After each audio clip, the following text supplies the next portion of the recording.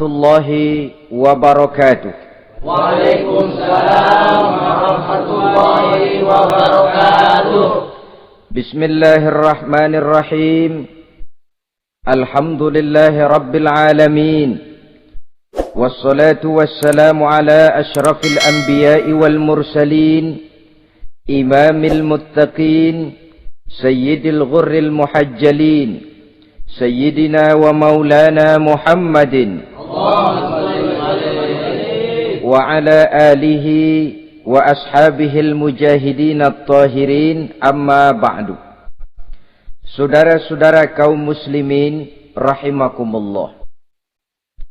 Kejadian dan keberadaan kita dalam kehidupan di dunia ini merupakan kejadian dan keberadaan yang terima jadi atau terima beres.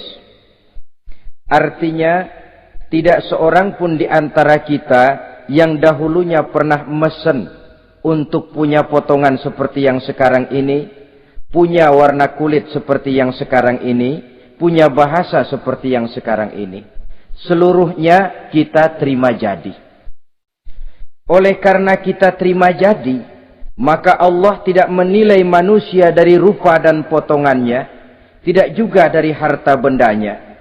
Bersabda Nabi kita, "Innallaha la yanzuru ila suwarikum wa amwalikum, walakin yanzuru ila qulubikum wa a'malikum." Sesungguhnya Allah Subhanahu wa ta'ala tidak melihat potonganmu, tidak melihat harta bendamu, tetapi yang dilihat dan dinilai oleh Allah Subhanahu wa ta'ala tidak lain adalah hati dan amal perbuatanmu. Kenapa rupa yang elok, paras yang cantik tidak dijadikan penilaian utama oleh agama? Pertama, karena yang namanya cantik adalah relatif. Tergantung siapa yang memandang. Yang menurut saya cantik, menurut saudara belum tentu cantik.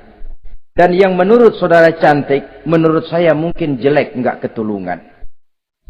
Oleh karenanya, di kalangan para ahli cinta ada perbedaan pendapat. Sebenarnya cantik yang bikin orang jatuh cinta, atau cinta yang menyebabkan orang jadi cantik. Dua-duanya bisa saja terjadi. Mungkin karena cantik orang lalu jatuh cinta, mungkin sudah kadong cinta biar gempor cantik juga. Tapi yang jelas cantik adalah relatif. Yang kedua, cantik itu temporer, berubah oleh pergeseran masa dan pertukaran waktu. Tidak ada orang makin ke ujung makin cantik. Sekarang dia sedang sweet 17-an, umur 17-an, of course cantik bukan alam kepala. Seluruh yang ada dalam dirinya menjadi syair di kalangan para remaja. Rambutnya katanya ikal berderai, pipinya bak pauh dilayang, lalu janggutnya katanya macam lebah bergantung, alisnya macam semut beriring. Kalau dia senyum orang pada lemes. Itu sekarang 2, 30, 40 tahun yang akan datang, kalau dia senyum mungkin orang lari semua. Cantik itu temporer. Dan yang ketiga, di atas langit masih ada langit lagi. Di atas yang kita anggap cantik, rupanya masih ada yang lebih cantik lagi. Oleh karena itu, penilaian inti dari agama bukan soal potongan, bukan soal harta benda, tapi hati dan amal perbuatan. Alangkah lebih idealnya lagi kalau hati yang baik dan perbuatan yang baik berada pada rupa yang elok juga. Inilah yang dinamakan kecantikan zahir dan batin. Dan ini yang dimiliki oleh Nabi Allah Yusuf alaihi salam yang akan kita bicarakan pada pertemuan kita kali ini.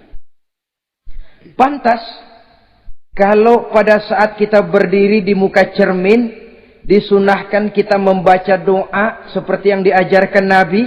Allahumma kama hassanta khalqi fahassin khuluqi. Ya Allah, sebagaimana telah engkau baguskan rupaku, baguskan juga kiranya akhlak dan budi pekertiku. Supaya kecantikan zahir diiringi dengan kecantikan batin. So apa gunanya zahir yang cantik kalau batinnya berbahaya? Itu yang orang bilang, apa guna katanya berkain batik kalau tidak dengan kebaya? Apa guna berparas cantik kalau melulu bawa bahaya? Saudara-saudara yang saya hormati, Nabi Yusuf alaihi salam diberikan oleh Allah ketampanan zahir dan batin. Artinya, zahirnya beliau memang tampan, batinnya pun memang beliau adalah baik. Dan inilah kebaikan yang berlipat ganda. Kadang-kadang ada orang yang tampangnya sederhana saja, tapi batinnya baik. Itu lebih baik ketimbang yang zahir dan penampilannya baik, tapi batinnya rusak. Maka kecantikan yang dianugerahkan Allah dalam kehidupan ini sesungguhnya bukan untuk to show only. Bukan cuma untuk sekedar dipamerkan, jadi kebanggaan. Macam kontes ratu-ratuan yang manfaatnya hampir tidak ada. Kecantikan untuk disyukuri. Kecantikan untuk digunakan kepada hal-hal yang bermanfaat sesuai dengan perintah dari yang memberikan kecantikan itu. Saudara-saudara yang saya hormati, Nabi Yusuf alaihi salam seorang nabi yang oleh Allah diberikan kecantikan zahir dan juga kecantikan batin. Beliau adalah putra dari Nabi Yakub, dari Nabi Ishak, dan dari Nabi Ibrahim alaihi salam. Artinya, ayah beliau bernama Nabi Yakub, kakeknya adalah Nabi Ishak, dan datuknya adalah Nabi Ibrahim alaihi salam. Ia bersaudara sebanyak 11 orang. Dari 11 orang saudaranya ini, hanya satu yang seibu sebapak, yaitu Benyamin. Sedangkan yang lain adalah saudara dari lain ibu. Nah, sejak kecil, Nabi Yusuf ini sudah memperlihatkan tanda-tanda bahwa di kelak kemudian hari dia akan tumbuh menjadi seorang besar. Sebab itu wajar kalau ayahnya memberikan perlakuan yang agak istimewa kepada Nabi Yusuf. Dan ini tentu memancing sifat iri dari saudara-saudaranya yang lain. Apalagi pada satu malam Nabi Yusuf di kala remaja itu pernah mimpi. Mimpi ini beliau ceritakan kepada ayahnya. Kata beliau, "Ya abati, inni ra'aitu ahada asyara kawkaba wasyamsa wal qamara ra'aituhum li sajidin." Jadi satu hari Nabi Yusuf cerita kepada ayahnya, "Ayah, saya mimpi." Mimpi apa Yusuf? "Saya melihat dalam tidur saya ada 11 bintang, lalu matahari dan bulan. Saya lihat seluruhnya sujud kepada saya." Ayahnya mendengar mimpi ini, mengerti takwil. Lalu pesan kepada Nabi Yusuf, "Yusuf, mimpi ini jangan kau ceritakan kepada saudara-saudaramu. Mereka sudah punya pandangan yang tidak baik kepada dirimu. Kalau ini kau ceritakan, mungkin akan membahayakan bagi dirimu." Sebab rupanya, saudara-saudaranya yang lain ini iri hati kepada Nabi Yusuf, yang mempunyai keistimewaan dan mendapat perhatian istimewa juga dari orang tuanya. Saudara, kita tahu ini sesuatu yang wajar dalam kehidupan. Pepatah bilang, likulli zi ni'matin mahsudun. Tiap kali kita mendapat suatu nikmat, bakal ada orang yang hasud, iri hati, dengki. Itu watak kehidupan. Kalau kita jatuh miskin, orang tepuk tangan. Kalau kita jadi kaya, orang tanya berdukun kemana.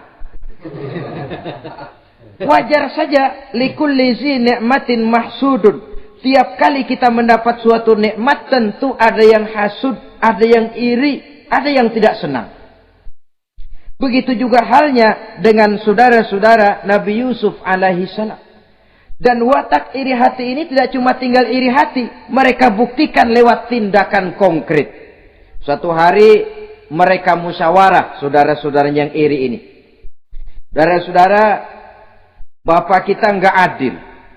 Masa Yusuf mendapat perlakuan istimewa? Wa nahnu usbah, sedangkan kita ini golongan yang lebih besar. Dari 12 orang anaknya, masa cuma satu Yusuf yang mendapat perlakuan lebih istimewa? Kita ini yang 11 dianggap angin apa? Nggak adil abah kita ini. Iya, tapi caranya bagaimana? Apa kita omelin bapak? Jangan. Habis Yusuf singkirin. Kalau Yusuf nggak ada, kan anaknya tinggal kita. Praktis perhatiannya seluruhnya akan tercurah kepada kita. Nah, saya ingatkan bahwa hasud sering mendorong orang untuk melakukan segala macam cara. Artinya, orang itu kalau sudah dibakar sifat dengki, iri hati, dia rela melakukan apa saja. Pertama, agar nikmat yang ada pada diri orang lain hilang. Yang kedua, supaya nikmat itu pindah kepada dirinya. Andai kata tidak pindah kepada dirinya, ya hilang sajalah. Jangan orang lain yang dapat nikmat. Ini watak hasud. Ingin nikmat orang lain pindah kepada dirinya, atau hilang walaupun tidak pindah kepada dirinya, tapi yang bersangkutan tidak lagi mendapat nikmat. Untuk itu segala macam cara akan dilaksanakan. Ini dicontohkan dari usaha yang dilaksanakan oleh saudara-saudara Nabi Yusuf alaihissalam. Oke, setuju. Kita singkirkan Yusuf. Tapi caranya bagaimana? Gampang. Bunuh saja. Kalau bunuh sih rasa-rasanya tidak sampai hati membunuh Yusuf. Lalu bagaimana? Kita kucilkan saja dia. Kita asingkan dari sini, kita buang jauh-jauh supaya dia tidak ada lagi kelihatan dalam pandangan Abah. Kalau dia sudah tidak ada dalam pandangan Abah, yang dilihat cuma kita dan seluruh kasih sayangnya akan tercurah kepada kita semua. Nah, setujulah kalau itu. Caranya nanti kita atur belakangan. Jadi satu hari permisilah saudara-saudaranya ini kepada Nabi Yakub. Abah, kami permisi mau pergi main-main dan Yusuf akan kami ajak. Kata Nabi Yakub, saya khawatir. Nabi Yakub sudah melihat gelagat yang tidak baik. Sudah ada semacam firasat. Saya khawatir kalau Yusuf kau bawa, nanti dia akan kena celaka. Atau dimakan oleh serigala, sedangkan kamu nanti akan lalai. Kata anak-anak yang lain, percaya dah Pak, saya akan jaga. Saya kan saudaranya, masa tega membiarkan Yusuf celaka atau dimakan serigala. Pokoknya aman, sip dah.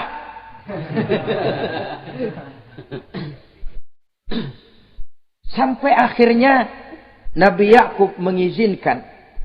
Pergilah 12 bersaudara ini pergi bermain-main. Mula-mula berkejar-kejaran, Yusuf ikut main kejar-kejaran. Lantas buka baju, Yusuf ikut buka baju. Sampai ketika tiba di tepian sebuah sumur tua, rencana yang sudah disepakati itu dilaksanakan. Nabi Yusuf diangkat beramai-ramai, digotong, lalu dimasukkan, diceburkan ke dalam sumur mati itu. Kemudian baju Nabi Yusuf itu mereka basahi dengan darah kambing. Setelah itu mereka pun pulang menemui Nabi Yakub alaihi salam dengan rasa sedih yang dibikin-bikin. Ini penyakit hasud. Jadi kalau orang hasud kepada kita, begitu kita mendapat kesulitan, dia datang dengan air mata buaya. Belagak sedih, belagak ikut berduka cita, padahal sih hatinya sorak. Padahal batinnya girang bukan main. Pak, saya ikut berduka cita. Pak, saya ikut sedih. Padahal hatinya biar mampus loh.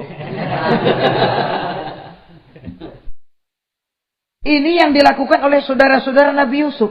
Mereka datang dengan air mata berurai, nangis. Abah, ketika kami sedang main-main, Abah, kami lupa, kami tinggalkan Yusuf sendirian. Ketika kami balik, kami cuma mendapati bajunya sudah berlumur darah. Barangkali saudara kami Yusuf dimakan oleh serigala. Nabi Yakub tercenung. Ternyata firasatnya adalah benar. Baju Nabi Yusuf itu yang berlumur darah kambing, buatan saudara-saudaranya yang hasud tadi, diciumi dan dipeluk oleh Nabi Yakub. Kepedihan seorang ayah yang ditinggalkan oleh anak tercintanya. Saudara, adapun Nabi Yusuf alaihi salam, tercebur di sumur mati itu.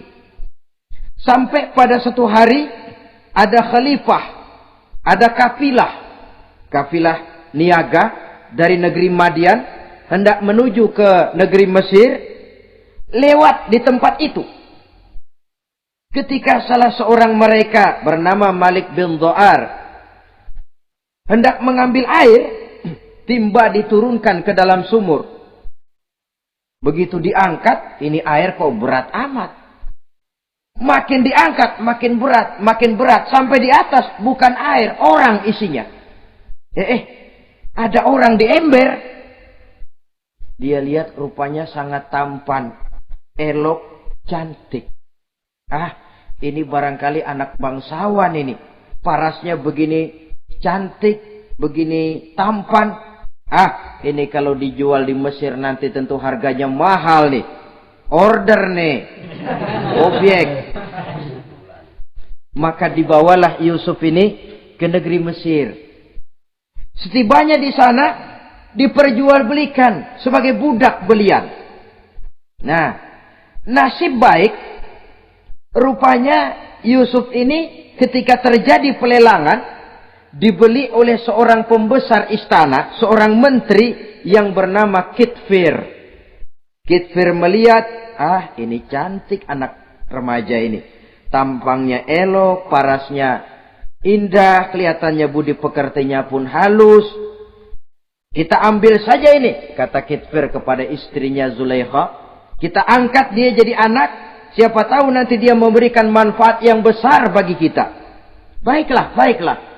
Dan sejak saat itu, Yusuf dipelihara di rumah Kitfir dalam istana yang tinggal bersama istrinya Zulaikha. Menurut satu riwayat, 10 tahun lamanya Nabi Yusuf tinggal di tempat Kitfir. Dan selama 10 tahun itu tentu terjadi perkembangan baik jasmaninya maupun rohaninya. Dari anak-anak ia berubah menjadi remaja, lalu meningkat ke arah dewasa. Makin matang kedewasaannya, makin tampan dan elok parasnya, makin cantik budi pekertinya, ditempa oleh watak kenabian yang disiapkan oleh Allah Subhanahu wa ta'ala. Sehingga tidak heran ketampanan Nabi Yusuf ini lalu jadi buah bibir di kalangan istana.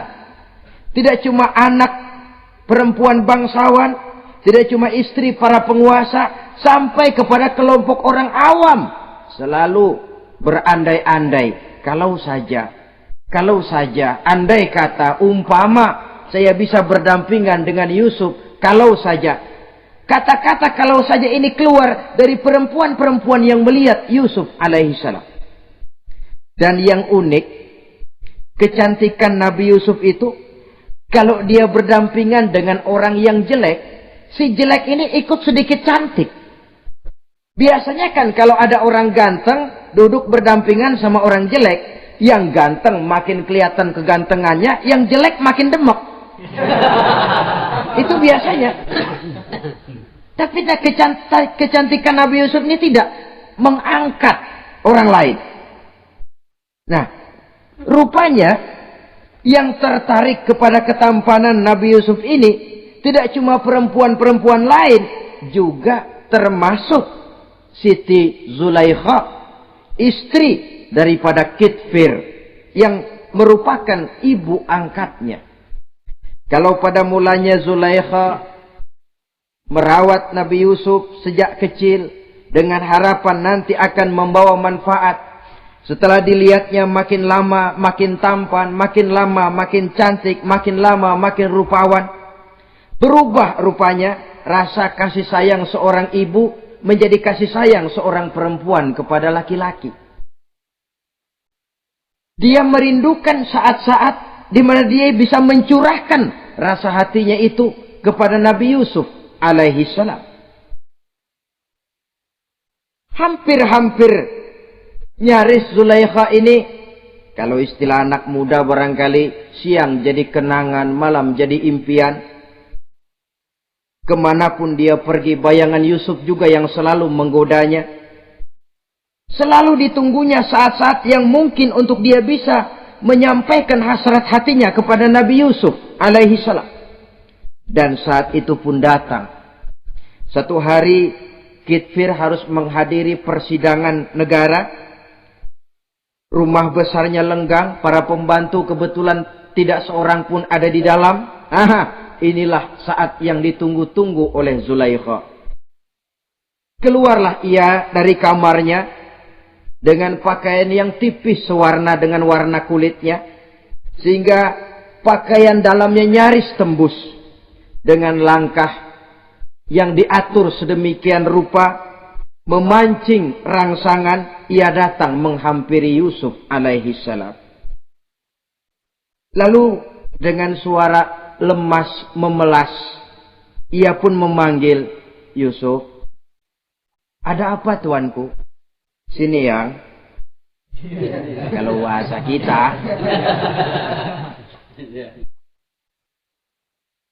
Melihat mendengar suaranya yang lain dari hari-hari biasa.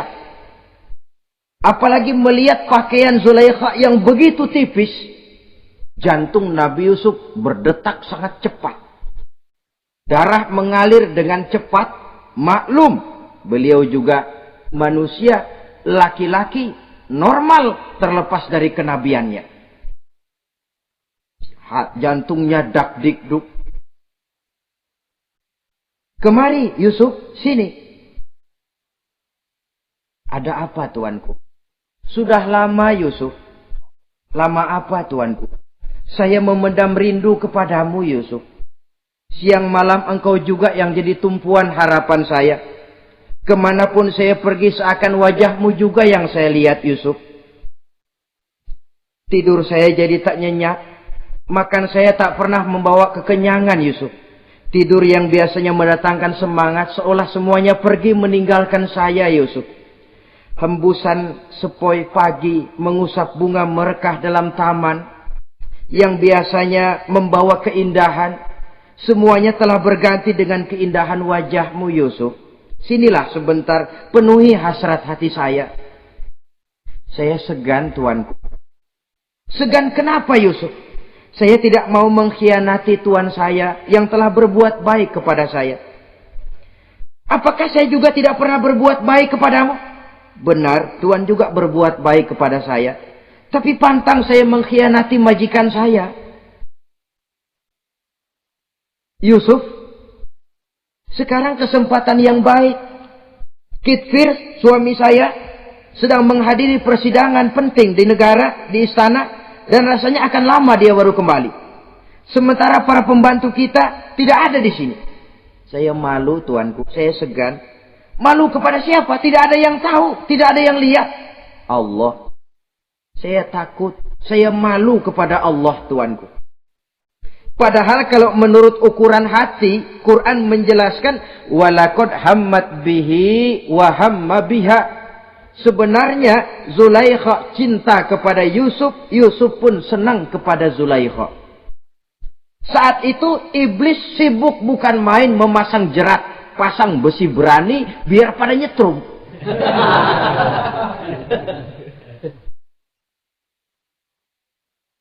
Zulaikha senang Yusuf, Yusuf sebenarnya pun secara manusiawi menyenangi Zulaikha. Walaula an ra'a burhana rabbih. Tapi Yusuf ketika itu melihat larangan Allah, peringatan Allah. Seolah-olah dia lihat Allah mengatakan, Yusuf, ini letter S. Dilarang parkir di sini. Menurut satu riwayat, Nabi Yusuf melihat ayahnya, Nabi Yakub melambai-lambaikan tangan menyetop. Seolah-olah melarang dia meneruskan langkahnya. Riwayat lain menjelaskan, seolah-olah Nabi Yusuf dibisiki oleh malaikat Jibril. Yusuf, kalau kamu kalah sekarang, kamu sama saja gajah kemasukan semut di kupingnya terus mati. Tapi kalau kamu menang, kamu adalah gajah yang tidak terkalahkan. Ada semut mati oleh, ada gajah mati oleh semut. Alangkah memalukan. Binatang yang begitu besar jatuh hanya oleh binatang yang begitu kecil. Artinya apa? Kau akan jadi orang besar Yusuf. Apakah harus gagal dan jatuh cuma karena bujuk rayu seorang perempuan macam ini? Satu riwayat menjelaskan semacam itu. Sehingga mantap Yusuf, maaf tuanku, saya malu kepada manusia, saya malu kepada majikan, tapi saya lebih malu lagi kepada Allah. Saat ini majikan tidak tahu, orang seorang pun tidak ada yang lihat, tapi Allah pasti lihat. Itu yang saya malu. Ah Yusuf, jangan sok kalem Sob. Mumpung situasi mengizinkan, mubazir nih. Zulaikha pun berangkat pergi ke tempat pembaringan, ke tempat tidur. Lalu dengan pose yang merangsang, aduhai, melambai-lambaikan tangannya, hai talak, Yusuf sini, Yusuf kemari. Nabi Yusuf dipelihara oleh Allah. Ketika Nabi Yusuf tetap menampakkan keengganannya, Zulaikha jadi berang. Ya namanya istri pembesar ditolak oleh anak muda yang menurut penilaian dia nggak ada apa-apanya. Lu kan kecemplung di sumur, gua pungutin. Cuma sekedar segini aja nggak mau nurutin, kebangetan amat. Bukan Zulaikha kalau nggak nekat. Dia bangun dari pembaringannya, gemes, dia hampiri Yusuf. Kalau cara kita diunyeng Yusuf itu. Dipaksa Nabi Yusuf berlari ke arah pintu, ditarik bajunya dari belakang oleh Zulaikha, sobek belakang bajunya ini. Begitu baju sobek, pintu terbuka, Kitfir suami Zulaikha datang. Orang Arab bilang yumsak mablul, ketangkep basah. Ketangkep basah. Merah pada muka Zulaikha. Sementara Kitfir pun matanya merah. Tapi Nabi Yusuf tenang-tenang saja. Ya wong nggak salah. Tenang-tenang saja Nabi Yusuf. Bukan tenang karena pengalaman. Tenang karena memang tidak berbuat yang negatif. Kadang-kadang ada juga yang tenang tapi pengalaman. Oh buaya itu. Sudah ketahuan kepentok, ketangkep hansip, anteng aja. Itu bukan nggak salah, badak. Nabi Yusuf tenang karena memang tidak berbuat salah apapun. Nabi Yusuf tenang karena yakin dirinya benar. Sehingga mantap menghadapi kedatangan Kitfir yang sangat tiba-tiba itu. Adapun Zulaikha, ketika melihat suaminya berdiri di muka pintu, cepat-cepat dia berubah siasat. Inilah salah satu kelihayan makhluk bernama perempuan. Dia pandai bersalin rupa, dia pandai bermain minyak di atas air. Melihat suaminya datang, roman mukanya pun menjadi sedih. Air mata berurai membasahi pipi. Papa, katanya. Apa balasan bagi orang yang mau menistakan istri papa? Maksudmu apa, Zulaikha? Yusuf gile. Dia mencari kesempatan dalam kesempitan. Dia mau menodai kehormatan saya. Dia hendak memperkosa saya. Kata Nabi Yusuf, bukan saya, Tuan. Saya enggak. Yang benar Yusuf, enggak. Zulaikha yang memaksa saya. Betul Zulaikha, tidak. Yusuf yang memaksa saya. Sampai akhirnya salah seorang dari isi rumah itu memberikan jalan keluar. Tuan Kitfir, begini saja. Sulit memang untuk dilacak kebenarannya. Cuma periksa saja baju Yusuf. Kalau bajunya sobek di belakang, Yusuf benar, Zulaikha salah. Kalau baju Yusuf sobeknya di depan, Zulaikha yang benar, Yusuf yang salah. Nah, apa artinya itu? Kalau bajunya sobek di belakang kan artinya Yusuf kabur, ditarik dari belakang. Tapi kalau bajunya sobek di depan, itu artinya Zulaikha nyakar-nyakarin baju Yusuf dari depan. Lihat saja, Pokoknya kalau bajunya sobek di belakang, Yusuf benar, Zulaikha salah. Kalau baju Yusuf sobek di depan, Yusuf salah, Zulaikha benar. Ketika diperiksa, dicek bajunya, betul sobek di belakang. Artinya Yusuf benar, Zulaikha yang salah. Kata Kitfir, Zulaikha, jelas sudah bagaimana kejadian yang sebenarnya. Oleh karena itu, bertaubatlah kamu kepada Allah. Dan kau Yusuf, jangan ceritakan peristiwa aib ini kepada siapapun. Untuk menjaga nama baik kita bersama. Baik, Tuan. Saudara-saudara kaum muslimin yang saya hormati. Tapi ya bagaimana? Serapi-rapinya menyimpan barang busuk, toh akhirnya tercium juga. Gosip ini akhirnya tersiar di mana-mana, terutama di kalangan para pembesar. Sehingga kalau kumpul para istri pejabat, Zulaikha jadi bahan gunjingan. Kan main bini menteri demen sama budaknya. Nggak salah apa tuh? Jadi bahan ejekan. Ya sebab tentu ukuran mereka yang belum pernah ngelihat Yusuf, kalau duren ketemu duren dong. Masa duren ketemu ketimun ya bonyok. Artinya nggak seimbang. Masa istri bangsawan tergila-gila sama anak angkatnya, sama budak beliannya, nggak masuk rasio itu. Zulaikha dengar berita macam itu. Sampai dalam hatinya, pantas saja kamu ngenyek saya, kamu meremehkan saya, karena kamu belum pernah lihat potongan Yusuf bagaimana. Akhirnya dalam hati Siti Zulaikha ini timbul semacam dendam. Suatu saat gua kerjain lo. Caranya gimana? Satu hari para istri bangsawan ini diundang ke tempat Siti Zulaikha. Duduk di satu ruangan luas. Setelah duduk dihidangkan makanan. Makanannya aneh. Cuma buah sama pisau. Ketika buah dan pisau sudah siap, satu orang satu. Ketika mereka sedang mengupas buah itu, Zulaikha berkata kepada Nabi Yusuf, Yusuf, kau jalan dari sini ke sana, melintas.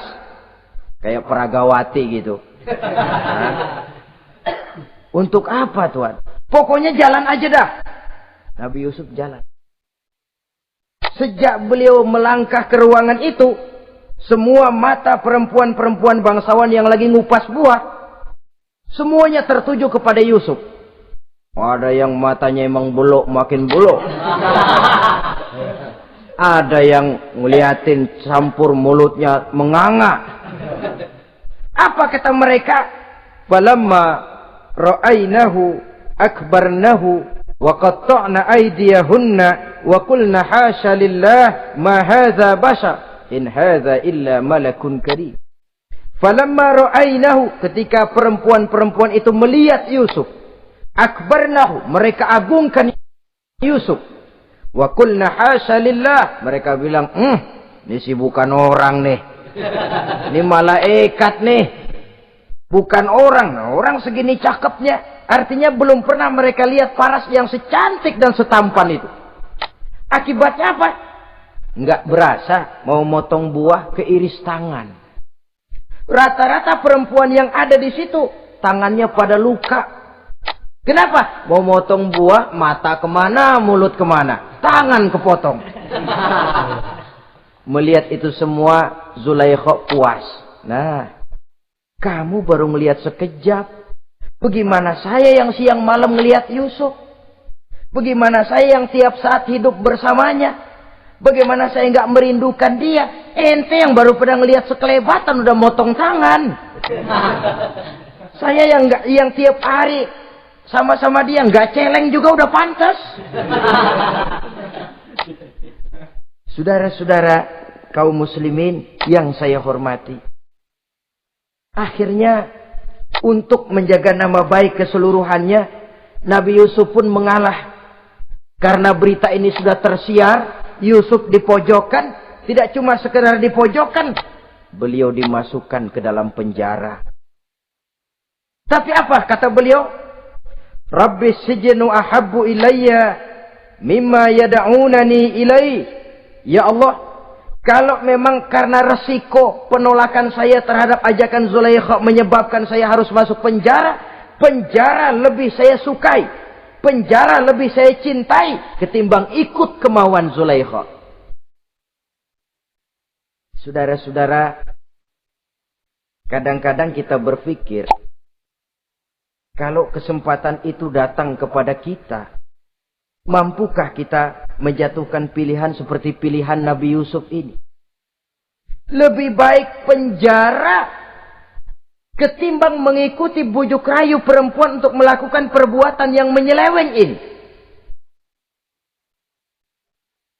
Ini yang dipilih oleh Nabi Yusuf. Tegar. Kalau memang sebagai resikonya saya harus masuk penjara, penjara lebih saya cintai, penjara lebih saya suka daripada mengikuti bujukan Zulaikha. Teguh karena suatu prinsip. Bukankah dalam perjuangan menegakkan akidah, kadang kita mendapat piala, tapi tak jarang kita berhadapan dengan penjara. Kadang kita disanjung, kadang kita dicaci. Itu romantika perjalanan dari yang namanya perjuangan. Tapi pilihan harus ada. Ketimbang ikut bujuk rayu perempuan yang mengajak melakukan perbuatan serong, penjara lebih saya cintai. Sudah pada saat hendak diajak tidak ada yang melihat, beliau menolak. Akibat penolakannya pun masuk penjara, tapi penjara lebih menyenangkan hatinya. Ketimbang hidup merdeka, tapi jiwa terpenjara. Inilah Nabi Yusuf barangkali. Biar badan masuk penjara, asal jiwa merdeka. Kita sekarang sebaliknya. Jiwa terpenjara tidak jadi soal, asal badan merdeka. Maka jiwa kita sering dijajah. Entah dijajah harta, entah dijajah pangkat dan jabatan, entah dijajah iblis. Jiwa kita yang terpenjara. Sementara badan kita merdeka. Nabi Yusuf tidak. Biarlah badan di penjara, asal jiwa merdeka untuk menegakkan sesuatu yang hak. Saudara-saudara yang saya hormati. Adapun di dalam penjara itu, Nabi Yusuf satu sel dengan 2 orang bekas pelayan istana yang dituduh menaruh racun ke dalam hidangan yang hendak disajikan kepada raja. Yang satu tukang ngatur minuman, yang satu tukang ngatur makanan untuk raja. Siapa yang naruh racun nggak jelas, tapi dua-duanya ditahan.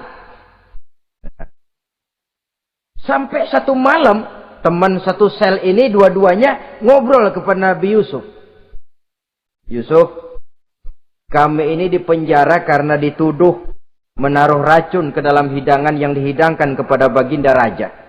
Siapa yang salah, kami sendiri tidak tahu. Saya enggak ngerasa naruh racun, kata yang tukang ngatur minum. Saya juga enggak, kata yang tukang ngatur makan.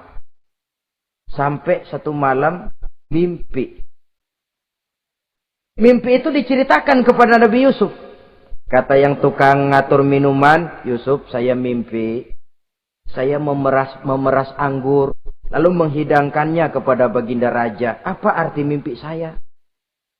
Kata yang tukang hidangin makanan, kalau saya Yusuf, saya ngimpi menjunjung roti di atas kepala saya, itu roti dipatokin burung. Apa arti mimpi saya? Saudara-saudara, Nabi Yusuf tersenyum. Adapun kamu yang mimpi memerah anggur, kamu akan keluar dari penjara bebas dan akan kerja lagi di istana. Adapun kamu yang mimpi menjunjung roti dipatokin burung, kamu akan dihukum mati, disalib, dan kepalamu akan dipatokin oleh burung. Ini tukang roti ngotot, bisa aja lu ah. Ya lempengan apa ramalannya? Ya bukan soal bisa nggak bisa, lihat aja kenyataannya. Cuma kepada kamu yang tukang ngatur minuman, saya pesan, kalau nanti kamu bebas kembali di istana raja, tolong ceritakan ihwal saya kepada baginda raja ini. Saya mendekam di penjara ini tanpa berbuat salah apapun. Baik, insya Allah Yusuf. Dan ketika persidangan memutuskan, seperti tepat yang diramalkan Nabi Yusuf. Si tukang menghidangkan makanan dihukum mati, si tukang menghidangkan minuman kembali kerja di istana. Tapi begitu kerja, dia lupa sama pesan Nabi Yusuf. Itu biasanya watak orang memang begitu. Kalau dalam keadaan kepepet, macam-macam janjinya. Begitu keadaannya longgar, lupa sama janjinya. Sehingga ada pepatah katanya, nolongin anjing kejepit. Waktu kejepit, kaing-kaing minta ditolongin. Begitu darah ditolongin, yang nolongin bisa digigit. Saudara hadirin yang saya hormati, sampai bertahun-tahun Nabi Yusuf mendekam dalam penjara. Tapi itulah yang menambah kedewasaannya. Maka orang beriman ya, yang mantap nilai imannya, tempat tidak jadi soal. Kadang-kadang dia merasakan penjara lebih indah dari alam terbuka. Banyak orang-orang beriman yang justru di penjara menghasilkan karya-karya besar. Kita tahu misalnya almarhum Hamka, justru di penjara bisa menyelesaikan tafsir Al-Azharnya. Salah satu karya besar pujangga terkemuka ini. Macam Hasan Al-Banna, Abdul Qadir Audah, dan banyak lagi tokoh-tokoh Ikhwanul Muslimin merasakan justru penjara itu bagaikan sorga. Kenapa? Mereka yakin di penjara untuk sesuatu yang benar. Maka tempat tidak pernah jadi masalah. Kalau jiwa merdeka, puluhan tahun mendekam di penjara, tidak akan merupakan satu rasa yang lama. Kenapa? Jiwa tidak bisa dibatasi oleh ruangan 2x3 meter. Jiwa yang merdeka tidak bisa dibatasi dengan teralis besi. Jiwa yang merdeka tidak bisa dibatasi dengan dinding tembok yang tebal. Jiwa yang merdeka mengembara, melanglang buana, mencari idealisme yang ada dalam dirinya. Itu yang dirasakan oleh Nabi Yusuf alaihissalam. Untungnya, satu malam raja ngimpi. Untungnya ini. Ngimpinya luar biasa. Ada 7 ekor lembu gemuk-gemuk. Makanin 7 ekor lembu yang kurus-kurus. Lalu ada 7 batang gandum yang isinya gemuk-gemuk. Ada 7 batang gandum yang sudah layu-layu. Nah, pagi-pagi ini seluruh dukun-dukun istana dikumpulin. Para ahli nujum apel menghadap baginda raja. Nujum, dukun, ada apa Tuan Raja? Tadi malam saya ngimpi. Ada 7 ekor lembu gemuk-gemuk memakan 7 ekor lembu yang kurus-kurus. Coba takwilkan apa arti mimpi saya itu. Dukun kata, baru tumben nih. Ku dengar mimpi begini. Kata Nujum ditanya Nujum godek. Ah, Tuan Raja itu mah kembang tidur aja kali ah. Tidak seorang pun yang mampu mentakwilkan arti mimpi baginda. Sampai tukang minuman dengar lapor. Tuan Raja, ada apa, Mas? Saya waktu di penjara, ada seorang anak muda namanya Yusuf. Dia mentakwilkan mimpi saya dan pas seperti takwilnya.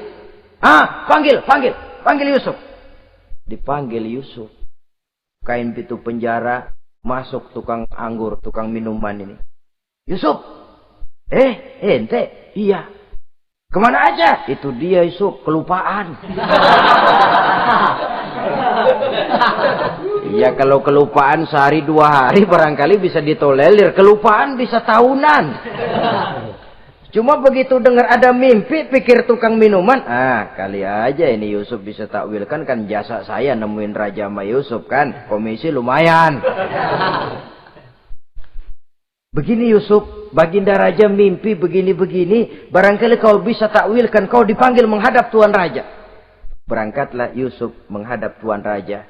Sesampainya di sana, mohon maaf Tuan Raja.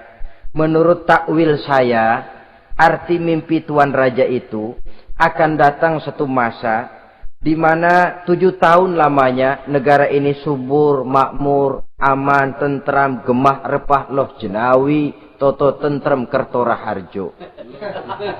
Tapi akan datang setelah itu 7 tahun lamanya di mana musim kemarau membahana, tanah menjadi kering, panen gagal, rakyat diancam kelaparan.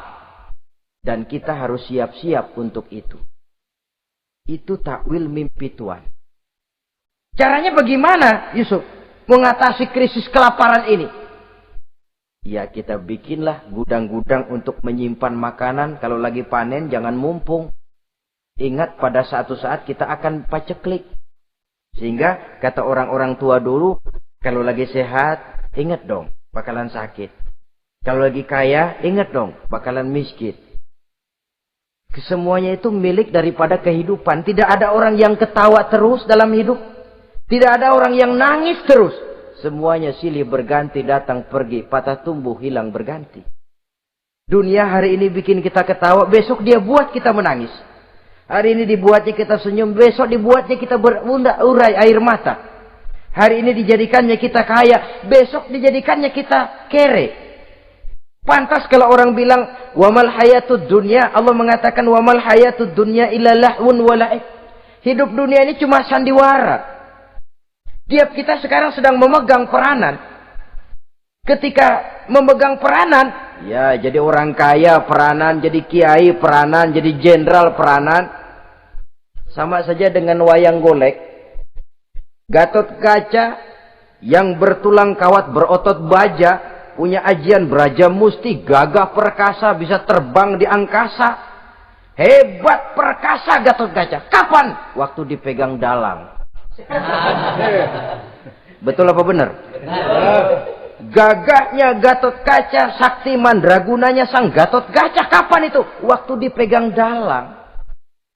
Begitu peranannya selesai, sama dalang dimasukin ke kotak, diam aja Gatot Kaca. Terbang kek? Enggak, diam aja. Begitulah kehidupan ini. Gagah kita menyandang bintang 4 di pundak. Gagah kita membawa harta yang banyak. Gagah kita membawa jabatan ini dan itu. Waktu oleh sang sutradara dimasukkan ke dalam lubang yang luasnya tidak lebih 1 kali 2 meter. Enggak bekutik.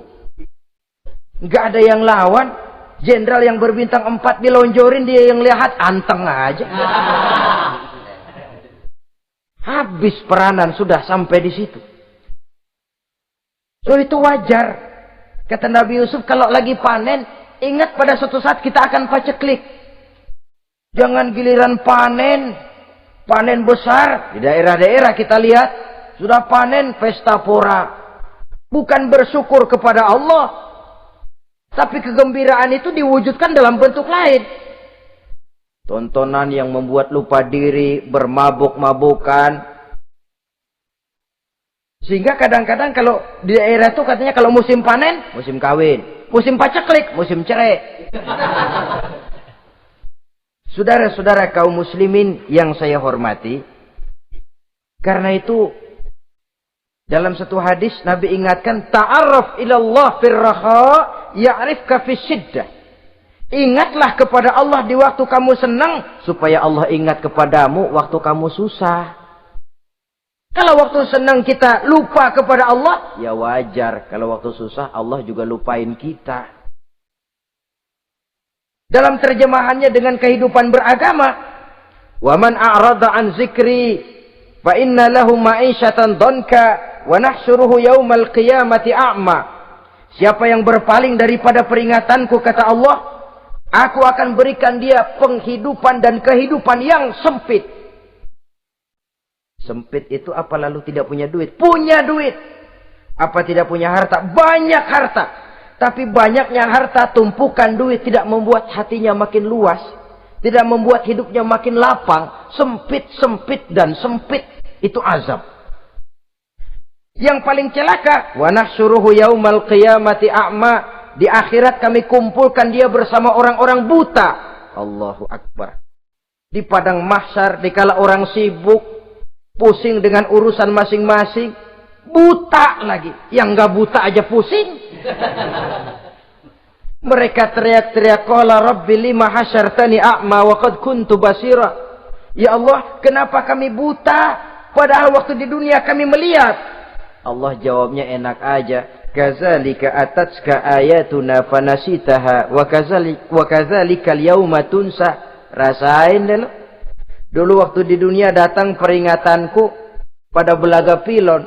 kamu lupakan, sekarang juga pantas kamu dilupakan.